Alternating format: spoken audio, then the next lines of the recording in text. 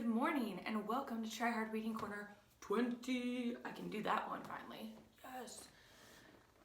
It's been 20 school-ish days of me trying to do this, so this is kind of nuts.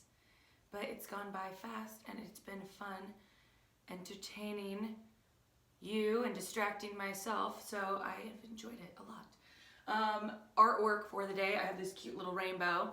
It says choose joy. I'm trying to work with watercolor. I don't know if I like it or I don't like it, but you know what? Like, it's a rainbow and we're gonna smack it on the wall because that's where it belongs. I hope you're all doing well. What shall I tell you today? I've been giving you a lot of like opinions the last couple times, so I might give you a story. I'll do a nice short sweet little story for you. So when I was little, obviously I told you I've had many grandparents, and root beer float grandma and grandpa, who were the bomb and are actually like my great grandparents. They were just so sweet and cute, and oh, they're just lovely and very loving and just wonderful people. I mean, I might be biased because they're my grandparents, but like everybody that knows my grandparents know they're wonderful people.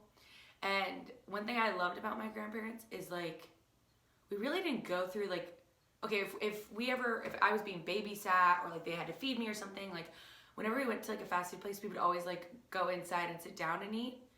I just think it was so cute. And so one time they were watching me and I was probably from the 5 to 7 range. We were going to Runza, which was amazing. And we're gonna get some Runza bunzas, which is what I call the sandwiches. I don't know if is that a thing? It's a fun word to say. So Runza bunzas. So we were gonna get some Runza bunzas, and I had this toy I really wanted to play with in the car, and they're like, you know, you can't bring it in because we don't want to lose it, and you know, with your kid meal, you might probably get another toy. And so reluctantly, I obeyed my grandparents and I put it down, and we went inside, and we had a really nice meal. I love Runza. Okay, I'll pause and just say what I love about Runza. I love all the things about Runza. When I was younger, I love the fact that you could get like mini corn dogs there as a kid's meal. Like, there's not a lot of places that do that, so that was amazing. Their fries, I'd love a fry debate sometime, or like a fry poll. Where do you get the best fries? But Runza's crinkle fries, though, they just hit the spot, and their ranch is amazing. So if you get the fries with the ranch, that's awesome. But then the cool part too is like, you could get frings. Like, who thought of that? You know, combining the two. I just love the possibilities in that place. But yeah, so I got me a Runza bunza, I got me some of those fries. We're eating, we're having a wonderful time, hanging out. And then obviously I can't stop thinking about my toy in the car. I'm just like obsessing over it. I'm like, I really would like my toy. I want to play with my toy, la la la. Great attention span from Little Miss Johnson. And so when it was like time to go, like we're picking up our trash and putting it away, and my grandparents are like doing the final cleanup steps, I just bolt. Like, I'm just ready to go. So I run out of the restaurant, and then remember, it's 5 to 7 Little Miss Johnson. I can't remember the style or the type of car my grandparents had. Like, I know it was a smaller car, and I know it had like this goldish tint to it or whatever. So, you know, so I'm running to it, you know, I think it's in this area, whatever. I'm running to it. I grab open the door, I slam it shut, I sit in there, and I'm ready to go, and I'm so excited and then I look around, and my toy's not there. And I left my toy. I left my toy on my spot because I want my toy and I don't want to lose it. So I kind of look around, I'm like, that's weird. And then I kind of look around, and like there's stuff in the car, and I'm like, that wasn't there before. And then I look up, and I'm not playing, there are 2 people in the front seat, and they turn around and look at me, and they're like, honey, I think you have the wrong car. And I was just like, oh. And so then I like bolt out, and my grandparents are laughing at me, and it was quite embarrassing, but they did teach me a valuable lesson of, you shouldn't be running ahead of us now. I could have been kidnapped. I guess, I don't know. I think the people knew like, wow, this kiddo's trouble. We don't even want to kidnap her if we did want to, but So yeah, that was the time I literally like went in, sat down, buckled up in somebody else's car for like a good 30 seconds. It was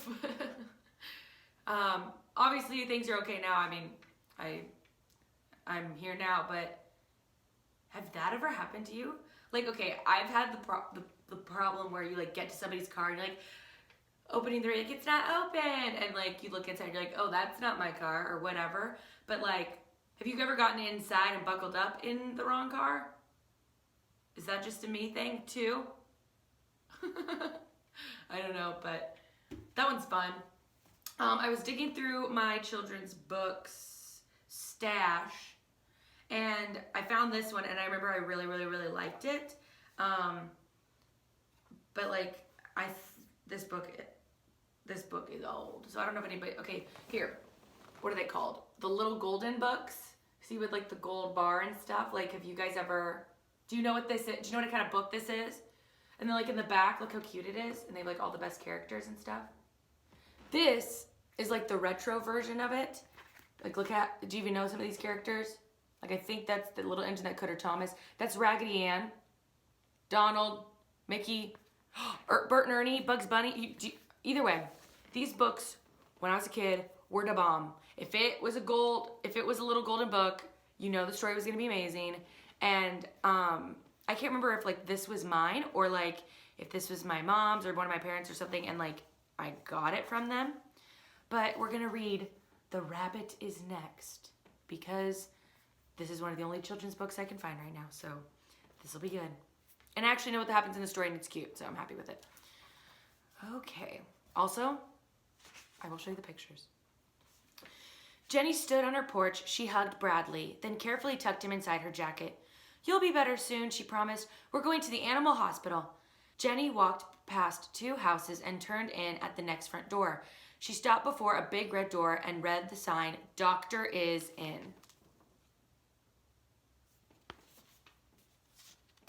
Jenny pushed open the door and stepped inside.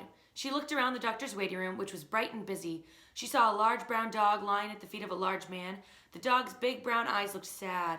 Nearby, a small golden hamster was curled up asleep in his cage. Then she saw another dog, but this one was very little and sitting on a lady's lap. A fluffy black cat with long white whiskers and round green eyes stared at Jenny.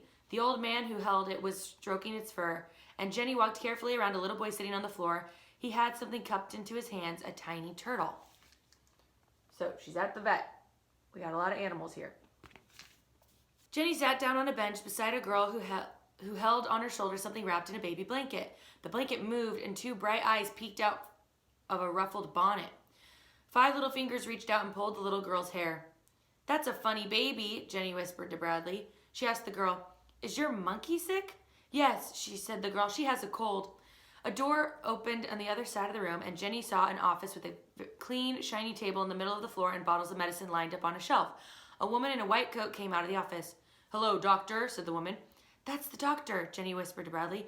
I'll bet you thought the animal doctor was an animal.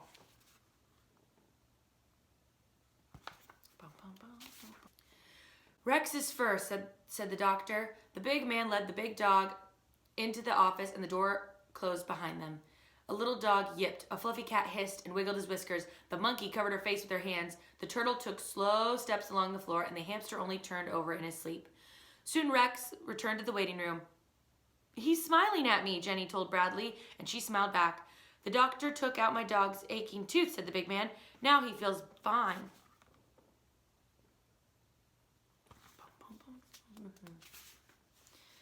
You're next, Mrs. Stone, the doctor said to the woman. What's wrong with little Fifi today?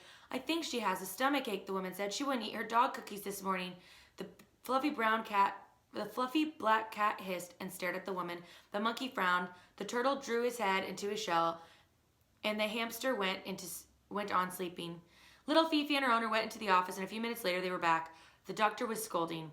Fifi isn't really sick. She's just eating too many sweets. She just needs to eat a more balanced diet. Me? Jenny peeked at Bradley inside her jacket. You're a good boy. You never beg for treats.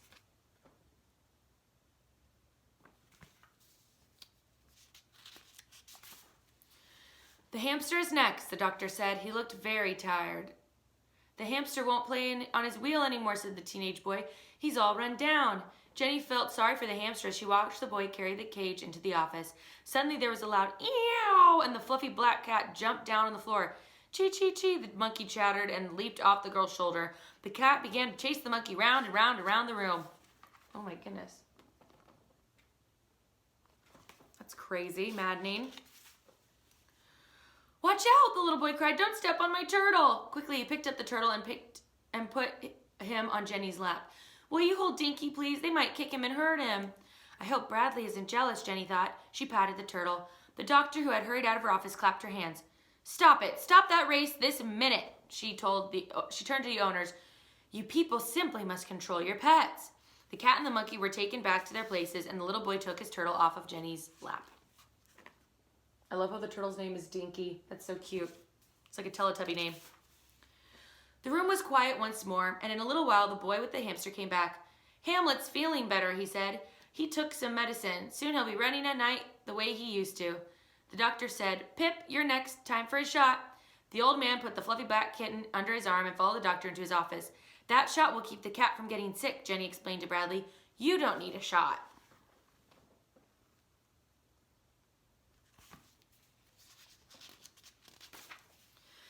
The monkey is next, the doctor said. Jenny watched through a crack in the door as the doctor put her stethoscope against the monkey's chest. The doctor listened. Here's some cough medicine, the doctor said. Give it to her once a day and keep her out of drafts. The girl wrapped the blanket carefully around the monkey and waved goodbye to Jenny.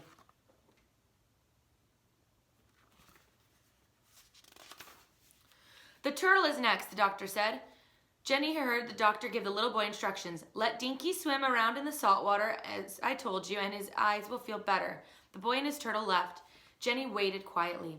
Soon the doctor came out, but she was not wearing a white coat. When she saw Jenny, she looked surprised. Oh, were you waiting for me? Said the doctor. I thought I had seen all the animals for today. Oh, please, Jenny said. The rabbit is next. The title of the story. We'll see.